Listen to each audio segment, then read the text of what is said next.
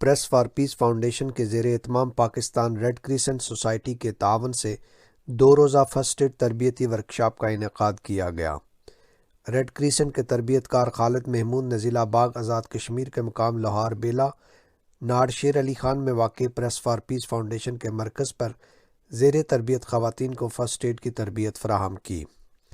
اس موقع پر مختلف حادثات کی صورت میں زخمیوں کی جان بچانے اور ایمرجنسی سے نمٹنے کے لیے ضروری حفاظتی اقدامات کا عملی مظاہرہ بھی کیا گیا۔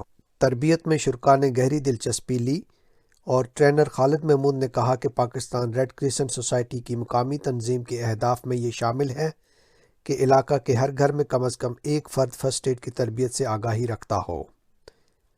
فرسٹ ایڈ کی تربیت آزاد کشمیر جیسے پسماندہ خطے کے عوام کے لیے انتہائی اہمیت کی حامل ہے، کیونکہ اس خطے میں جدید طبی سہولیات کا شدید فقدان ہے۔ عوام کو آئے روز حادثات اور ناگہانی آفات سے واسطہ پڑتا ہے، جس کے لیے ضروری ہے کہ انہیں بنیادی طبی امداد کے طریقہ کار سے آگاہی فراہم کی جائے۔ آخر میں ورکشاپ کے شرکاء کو پاکستان ریڈ کریسنٹ سوسائٹی کی طرف سے سرٹیفکیٹ بھی دیے گئے۔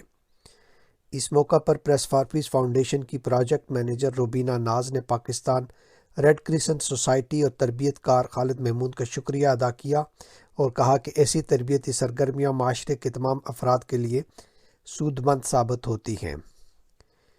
ان کا یہ بھی کہنا تھا کہ ہماری خواتین زیادہ تر گھروں میں رہتی ہیں، جنہیں ایسی تربیت کے بہت فوائد حاصل ہو سکتے ہیں۔